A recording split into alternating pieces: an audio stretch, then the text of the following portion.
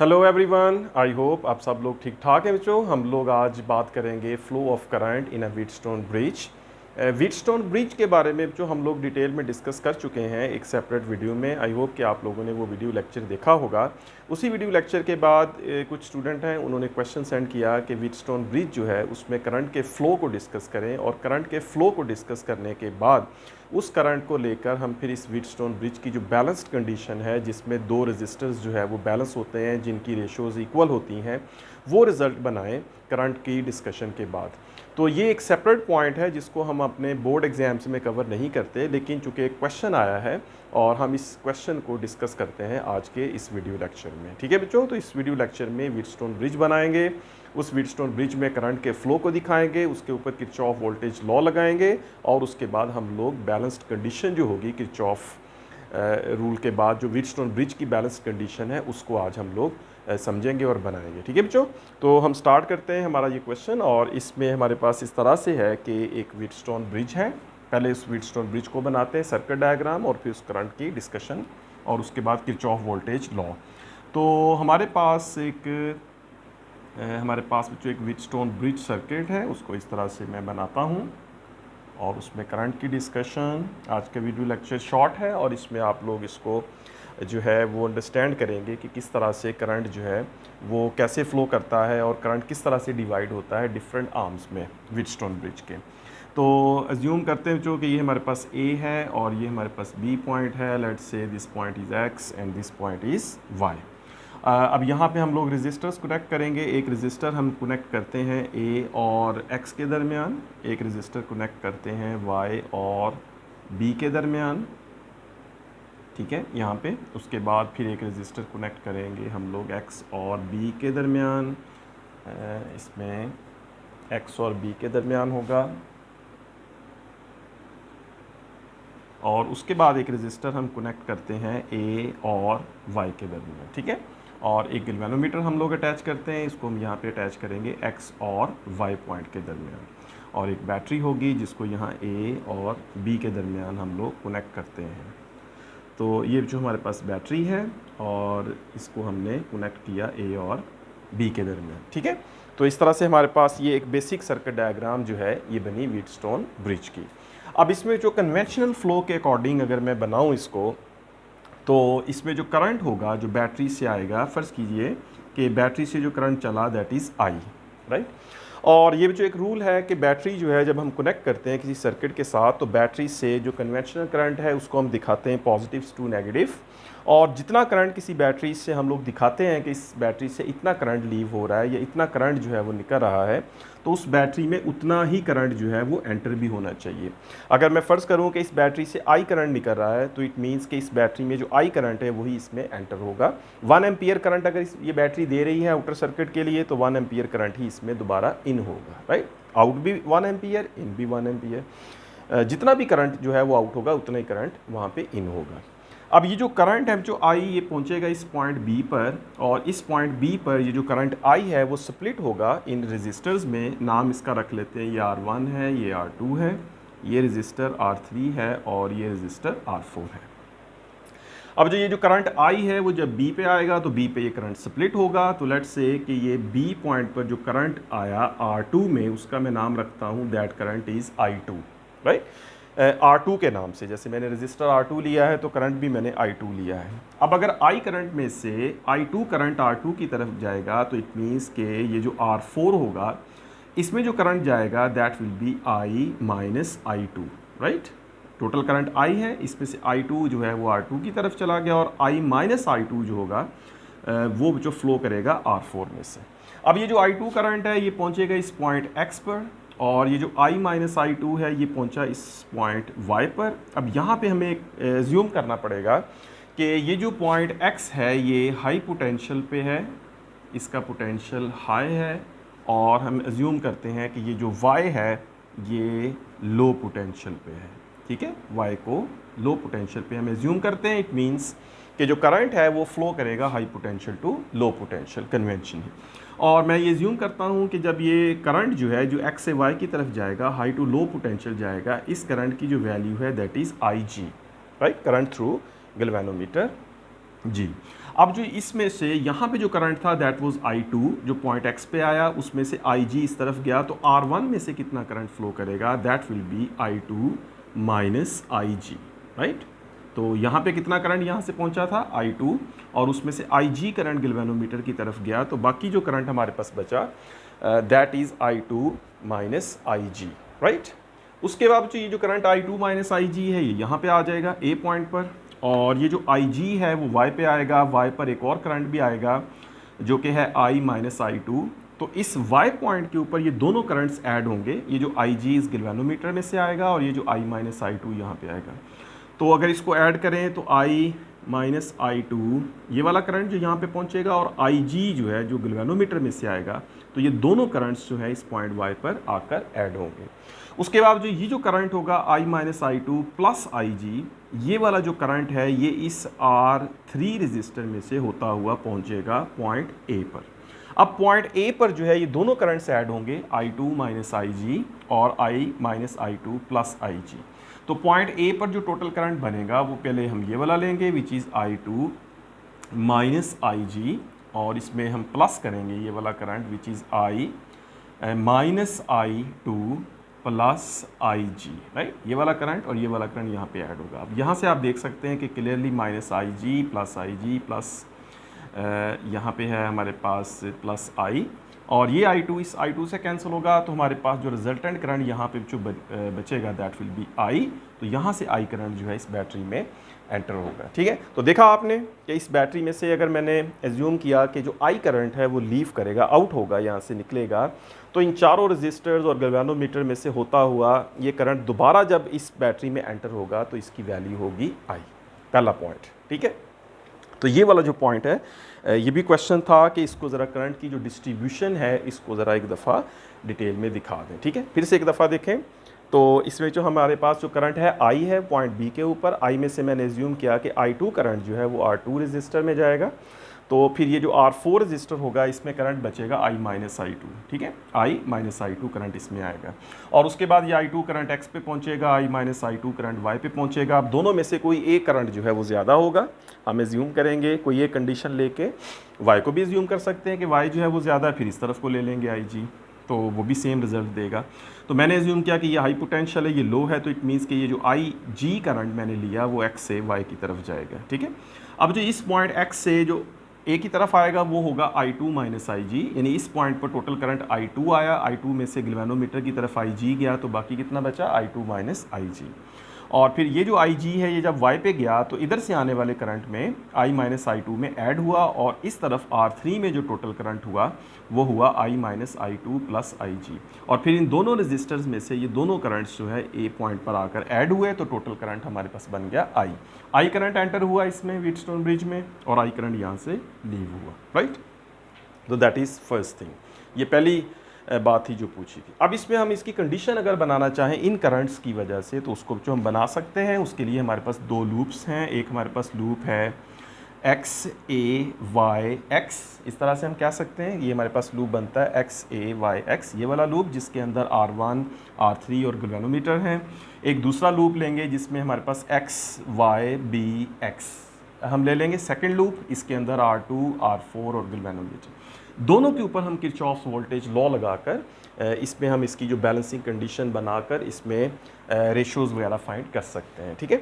चलें इसमें अब इसमें मतलब अगर हम किरचॉफ वोल्टेज लॉ लगाते हैं तो बच्चों उसके लिए हमें इन दोनों लूप्स में एक ही करंट की डायरेक्शन लेना पड़ेगी। तो लेट्स से कि मैं इसमें बच्चों ये वाली करंट की डायरेक्शन जो है वो इस तरह से लेता हूँ कि यूँ करंट जो है एंटी क्लॉकवाइज इस डायरेक्शन में फ़्लो कर रहा है इस लूप के अंदर। तो इस लूप के अंदर भी जो करंट है वो एज्यूम किया कि वो इस तरह से एंटी क्लॉकवाइज डायरेक्शन में फ़्लो कर रहा है, ठीक है, ऐसे ले लें। तो ये मैंने इसलिए बनाया कि हमें बाद में इक्वेशन लिखने में आसानी रहे। तो ये हमारे पास एंटी क्लॉकवाइज डायरेक्शन करंट की, और ये भी हमारे पास यहाँ पे एंटी क्लॉकवाइज डायरेक्शन यहाँ पे हम बनाएंगे करंट की, ठीक है। तो ये हमारे पास एंटी क्लॉकवाइज डायरेक्शन करंट की। अब इसके मुताबिक हम लिखते हैं यहाँ पर हम कहेंगे कि यूजिंग किरचॉफ वोल्टेज लॉ, जिसको हम इन शॉर्ट कह देते हैं KVL। तो थोड़ा सा इसको मैं इस तरफ लिखूँ ताकि आपको नज़र आए। तो हम लिखते हैं यूजिंग किरचॉफ वोल्टेज लॉ। तो इसको यूज़ करते हुए अगर जो मैं लूप 1 की बात करूं तो ये वाला लूप 1 है, इसमें अगर जो हम देखते हैं कि जो लूप हमने एज्यूम किया है उस लूप को एंटी क्लॉकवाइज एज्यूम किया है और जो एक्चुअल करंट है that is from x to a, और उसके मुताबिक हमने फिर साइंस जो है वो लगाने होते हैं, आपको पता है। तो मैं स्टार्ट करता हूँ इस रजिस्टर R1 से। तो इस रजिस्टर R1 में जो करंट है जो उसकी डायरेक्शन x टू a इस एरो से शो हो रही है, और जो हमने लूप लिया है उस लूप के अकॉर्डिंग भी करंट की डायरेक्शन यही है। तो करंट की और R1 की जो डायरेक्शन है वो सेम है, इसलिए जो इसके लिए हम लिखेंगे तो हम ये लिखेंगे नेगेटिव। अगर करंट की और लूप की डायरेक्शन सेम हो तो उसमें नेगेटिव आएगा, किरचॉफ्स वोल्टेज लॉ। उसमें जो हम लिखेंगे कि हमारे पास जो करंट है that is I2 negative IG, ये वाला करंट I2 माइनस IG जो इस रजिस्टर में से पास हुआ, इसको मल्टीप्लाई करेंगे R1 से जो कि इस रजिस्टर की वैल्यू है, ठीक है।